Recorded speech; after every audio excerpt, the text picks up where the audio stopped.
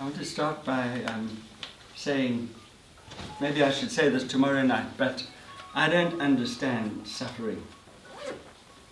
It's not good. It's not what God wants.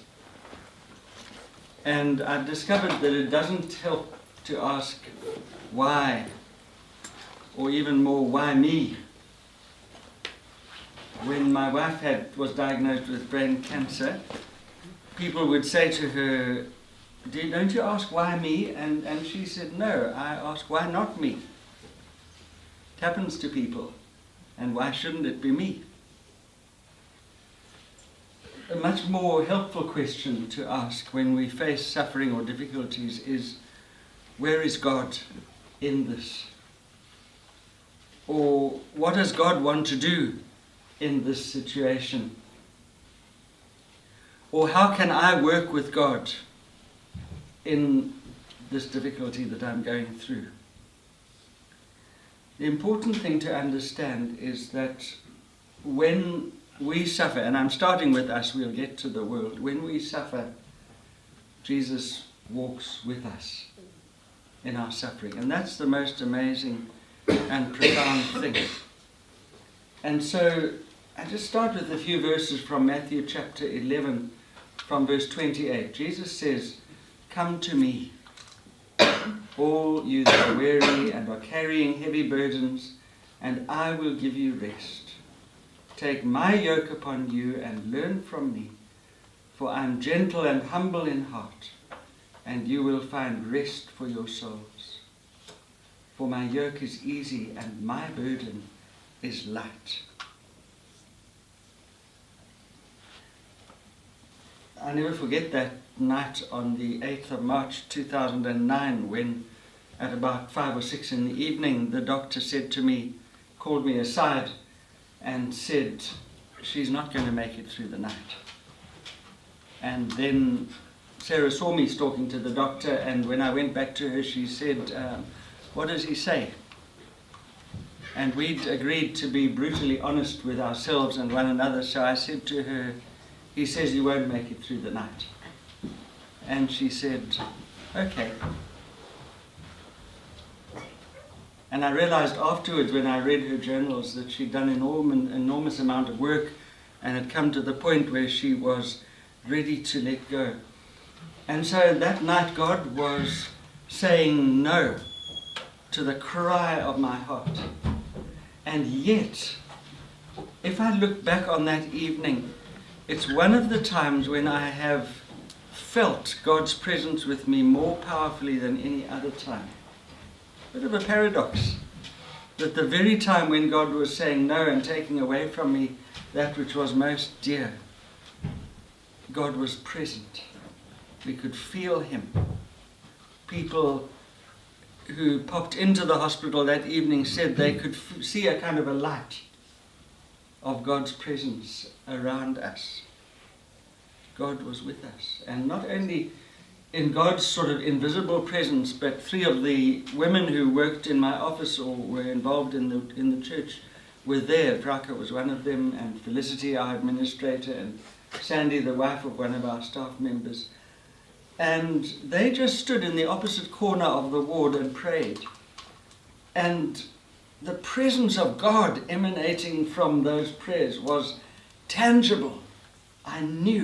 We knew that we were not alone. In the midst of this most terrible day of my life in many ways, God was more present than I had often or perhaps ever felt him before.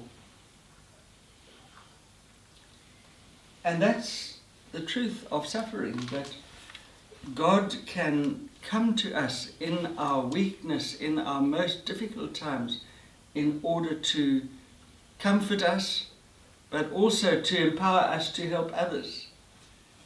Paul must have known about it. He must have experienced it. He says in his second letter to the Corinthians, chapter 1, starting at verse 3, "Blessed be the God and Father of our Lord Jesus Christ, the Father of mercies and the God of all consolation, who consoles us in all our affliction, so that we may be able to console those who are in any affliction with the consolation with which we ourselves are consoled by God.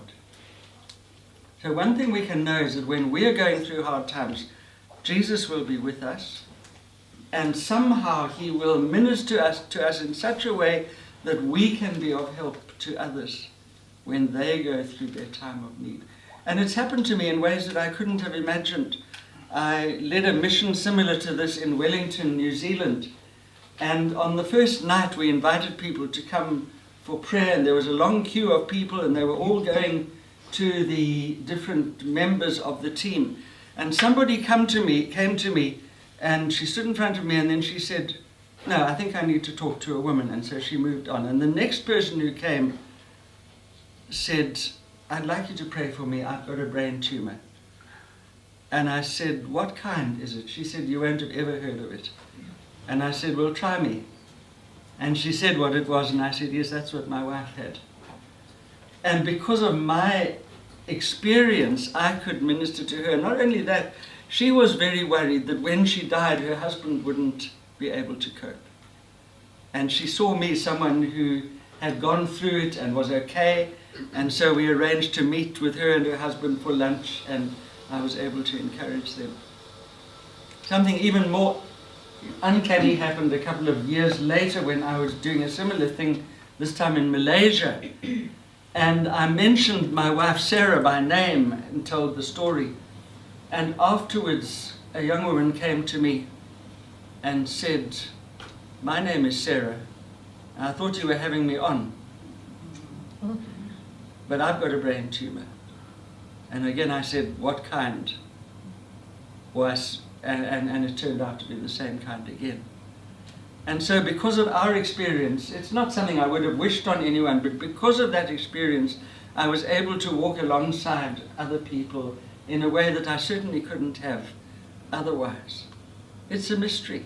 Jesus is with us in our times of trial so that we can be with others in their times of trial.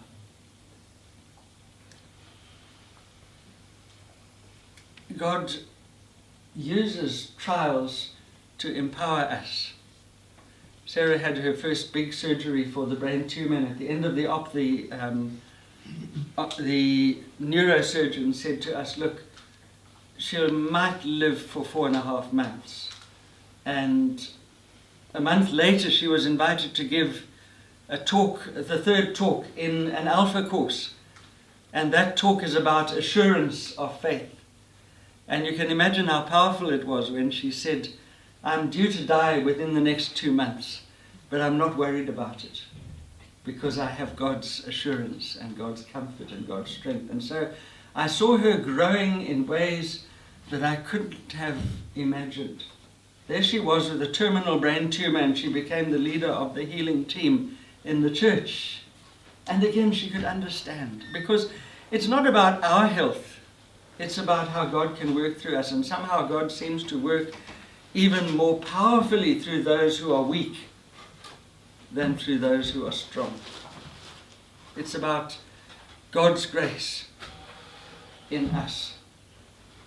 2 weeks before Sarah died, I remember us having a conversation in the car, and we said, we're almost thankful for what has happened because we've seen so much grace released in our lives, so much growth in us, so much growth in our children. We learnt to live every moment. We had 8 last holidays because it went on for 8 years. And I remember driving down through the Karoo towards the Cape. The Karoo is a very arid part of South Africa, a kind of semi-desert. And I remember noticing every bush and thinking how amazing it is. We learned to appreciate and live every moment, much more than perhaps we had lived before that. We learned to deal with our disagreements. In fact, we decided to take literally what Paul says in Ephesians 5:18, "Don't let the sun go down on your anger."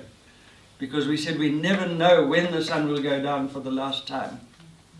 And we're going to sort it out now. And so when the day came that she died, what grace that we were able to let go without having any lingering issues, without having any lingering anger or bitterness or anything like that. And so, in a strange and mysterious way, although I wouldn't wish it on anybody, our time of trial became a time of immense grace, in which we knew that Jesus was walking alongside us, and he's continued to walk alongside me since then. And so we hear the invitation from Jesus that I read a moment ago. Come to me, all who labor and are heavy laden, and I will give you rest. Admit your burden to him. Admit the difficulty that you're going through, and he'll give you rest. That rest means peace. That means shalom. It means knowing that nothing can separate me from God's love, even if I die. I don't have to be afraid of that. But we do have a choice when we are faced with trials. We can choose to come to him, or we can choose to turn away from him and become bitter. If we turn away from him, we become victims of our own bitterness and anger and disappointment. If we turn to him, we can experience joy in the midst of pain, hope even when we face death, peace even when we don't know what the future holds. So that's the first point. When we go through difficulties, Jesus is with us. Second point, when the world suffers, Jesus suffers with it. And for that, I won't read you the whole parable, but just a few famous verses from Matthew chapter 25, from verse 37. Jesus said, "The righteous will answer him, 'Lord, when was it that we saw you hungry and gave you food, or thirsty and gave you something to drink? When was it that we saw you a stranger and welcomed you, or naked and gave you clothing? And when was it that we saw you sick or in prison and visited you?' And the king will answer him, 'Truly I tell you, just as you did it to one of the least of these who are members of my family, you did it to me.'" Now that is challenging, because it says to me that if I want to meet Jesus, if you want to meet Jesus, look at a suffering person. Isn't that a paradox? But isn't it wonderful? Look at a suffering person. When you see a homeless person, or when you see a refugee from Afghanistan or Syria or wherever it is, how do you look at them? Do you look at them with judgment? Do you look at them with fear? Because after all, they may be a threat to us in one way or another. Or do you look at them as God does? How does God look at them? I was once serving in an inner city church in Pretoria, and we had a never-ending stream of people coming to beg, usually for money, usually with long stories, usually with very plausible sounding stories. And we had a policy never to give money, because we knew it would probably go on alcohol. But the rector under whom I was training said to me, "Whatever happens, always give them something. Even if that something is to look them in the eye and listen to their story with respect. Even if that something is to say, 'Can I pray for you?' Always give them something. Maybe some food." And I had a very funny incident once when a young man arrived at my door and asked for food, and I went to the kitchen and made some sandwiches, put some fruit in it, and I brought it back to him, and I said, "Here you are." And he looked at it and he said, "Is that all?" And I said, "Okay, you can give it back to me." And he said, "No." And I said, "Give it back to me." He said, "No." And he went running, and I went running after him. Couldn't catch him. But always give something. I heard of one church secretary who got sick and tired of one particular person who was dirty, filthy, unkempt, obviously had no self-respect, and she said to him, "Young man, you should be ashamed of yourself. Go and wash your clothes, clean yourself, and stand up straight." And the next time she saw him, he had done just that. He had some dignity back. She gave him something that was appropriate to him. Look at the suffering person and you'll see Jesus, because he's there with that person. Listen to them. Listening is quite a skill. I've got an old vinyl record which has written on the cover, "Some people listen and others wait to talk." And it says, "This is dedicated to the listeners." Isn't that true?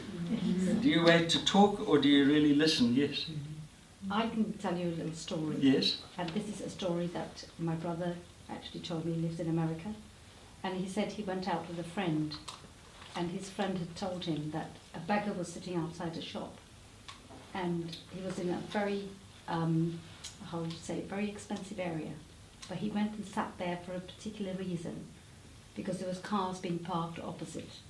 So this gentleman came and parked his car and did not put any money in the meter.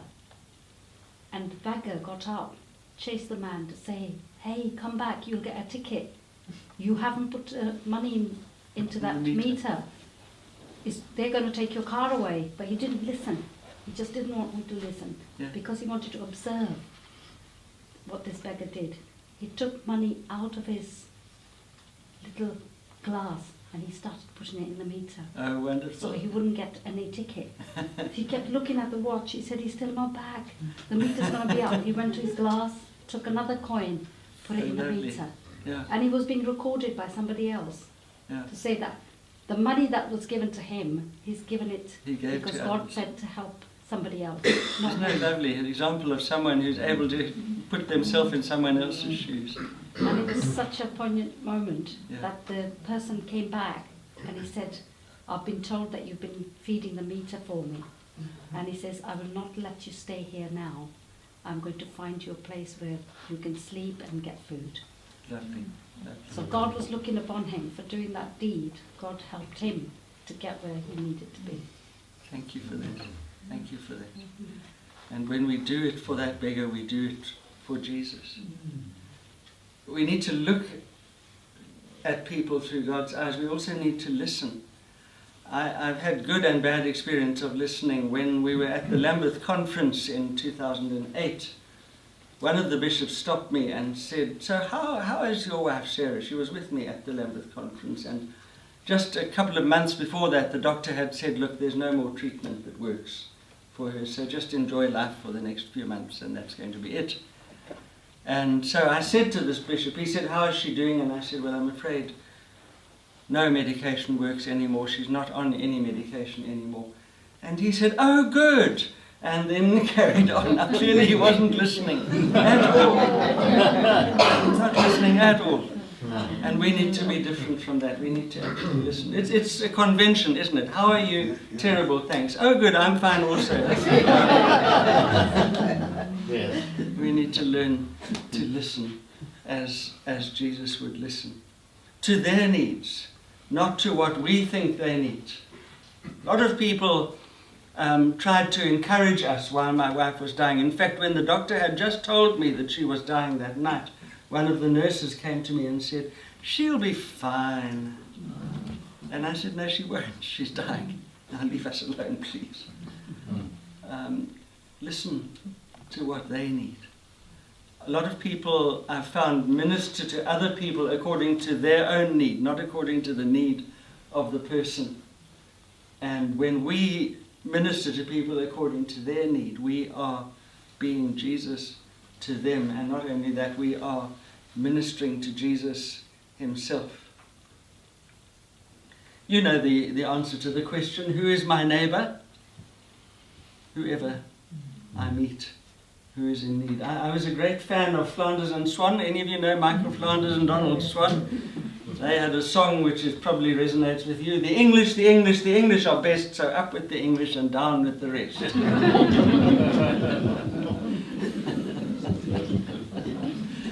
But that's not what this is about, is it?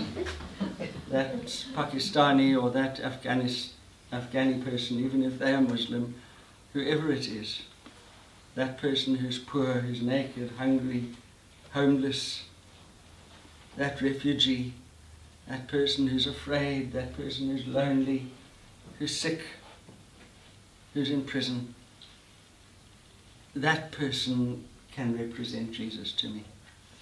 When I reach out to them, I'm reaching out to Jesus. Once again, just as Jesus said in Matthew 11, "Come to me, all who labor and are heavy laden, and I will give you rest." So he says, come to me in the person of the suffering one. And as you minister to them, you'll find that you're ministering to me. He shares the pain of those who are in pain. Those famous words from Isaiah 53.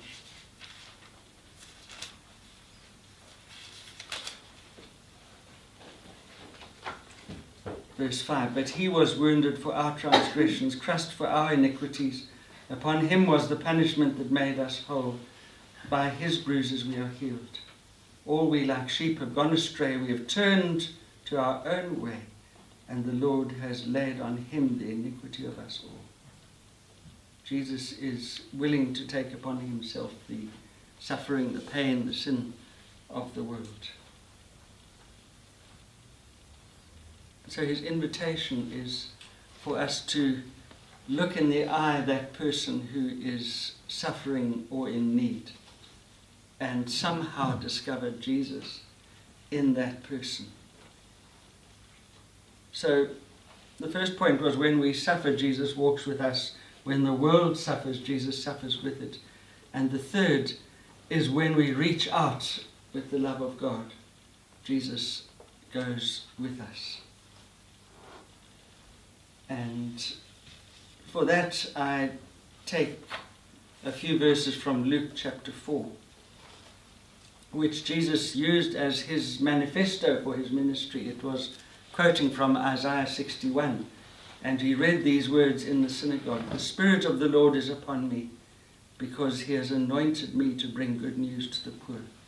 When we bring love, comfort, help to the poor, we're doing it with Jesus. He has sent me to proclaim release to the captives. When we reach out to those who are in prison, we are reaching out with Jesus. He's going with us.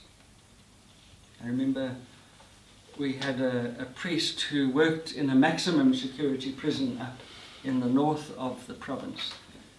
It was one where nobody was there who had less than a 15-year sentence. They'd all committed rape, murder, hijackings, whatever. I had one occasion, and I used to go and do confirmations there once a year.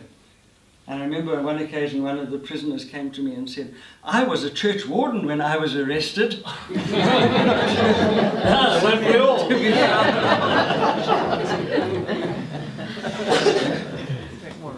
And I remember thinking when I went into the prison that I would be really angry with the people in there, because when she was about 24, my sister was attacked by two people who broke into her house. They raped her, they beat her, they tied her up. They said they were going to kill her. Fortunately, she managed to escape, and eventually they were sent to jail. But I thought I would be really angry, and yet I looked at these prisoners, and God just gave me such a compassion for them. I thought, you're in South Africa, where the conviction rate, well, first of all, hardly any people get caught, and of those who get caught, hardly any get sentenced to jail. And you've managed to fail on all those counts. What a loser you are. You can't even be a successful criminal. And so my heart went out to them with love and compassion. And I realized that it was Jesus giving me his compassion for these people who had really messed up in every way in life. Thank God he often worked in their lives. I remember one prisoner whose name was Floyd, and he came to a powerful conversion where his life was turned around, And he said to the rector, I'm going to spend the rest of my life in this prison, and I'm quite happy to do that, because here's my mission field, 2,000 other prisoners, and I can spend the rest of my life telling them about God's love. God can turn things around in an amazing way. I've got a very dear lady friend now called Colleen, and 3 years ago, Colleen's husband was in Kenya. He was there teaching people to be entrepreneurs and helping with agricultural projects. And one morning he decided to go to the local shopping mall to do a little bit of shopping. And as he arrived, the Al-Shabaab terrorists came and attacked the shopping mall, and he was one of the first to be killed.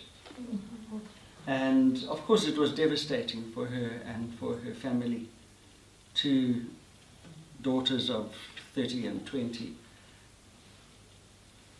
And yet, amazing things have come out of that. Al-Shabaab is a so-called Muslim group. Of course it doesn't reflect the normal Muslim people. It reflects some kind of sect that's completely out of line.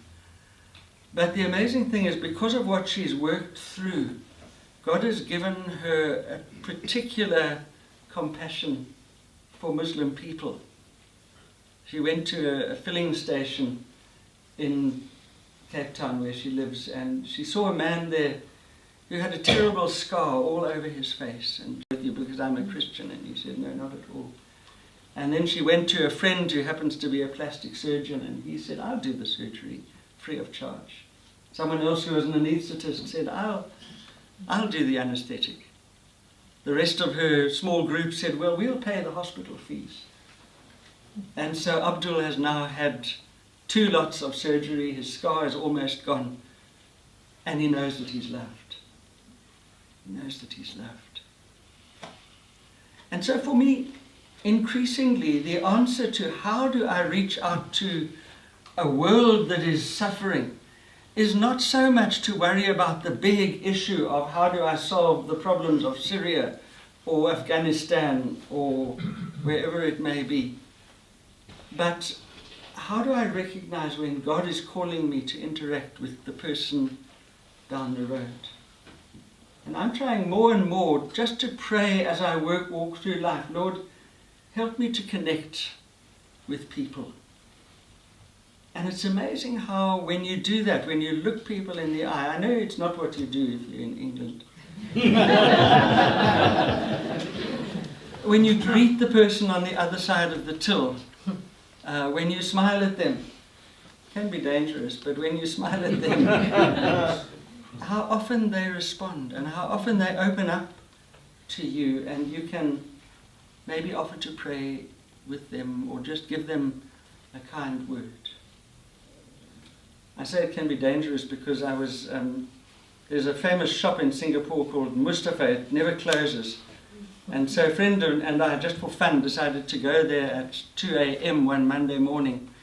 And we were shopping there, and it was full of people, and I was in a certain section, and as we do in Africa, there was a young man who came around the corner, and as we do, I looked him in the eye and greeted him. I said, hello, and he said, hello. And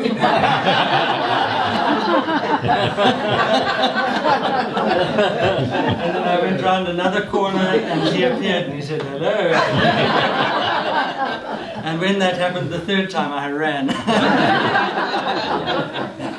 So you have to watch out. So it is dangerous, but that makes it exciting. God calls us to have compassion, not necessarily for the people far away. Of course we can maybe do something for that by lobbying or voting or signing petitions, but it seems to me much more important is the person who appears on my doorstep, or the person who is homeless and maybe I can do something to help. It's costly, but the paradox is when we respond, we will encounter Jesus in a way that we perhaps wouldn't have encountered him otherwise. So I want to finish with a song tonight. This song pulls together those 3 scripture passages that I've mentioned. And it just is meant to help us understand how Jesus himself is in those who are suffering, and how Jesus challenges us to go with him and be his presence in this world where there's so much suffering.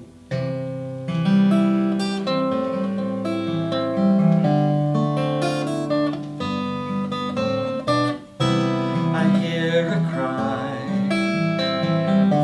my brothers and my sisters, I hear a cry, the world in pain, and as I hear and as I listen,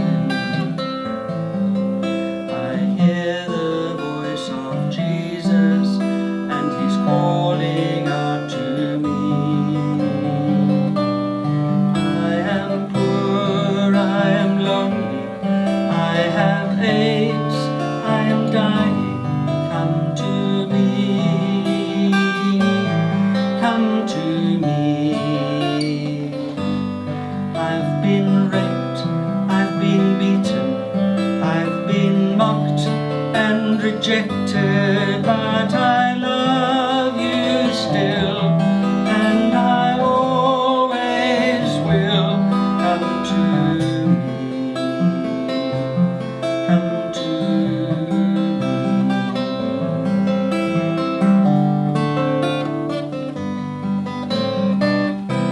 I hear a cry, my brothers and my sisters, I hear a cry, the world in pain, and as I hear and as I listen, I hear the voice of Jesus, and he's calling out to me. It's too much, you can't bear it, you're afraid, it's confusing. Come to me, come to me. You're in grief, you're in travail, but I'm there in your darkness, and I love you still, and I always will. Come to me, come to me.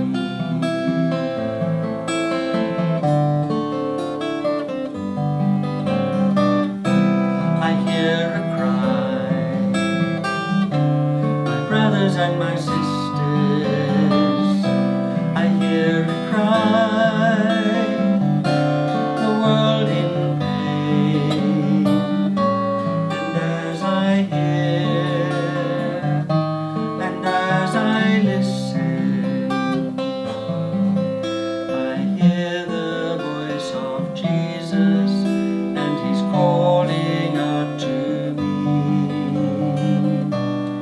You and I will go together, we will call to a lost world. Come to me, come to me. I was dead, but I'm risen, now I give you my spirit, for I love you still, and I always will. Come to me, come to me, come to me.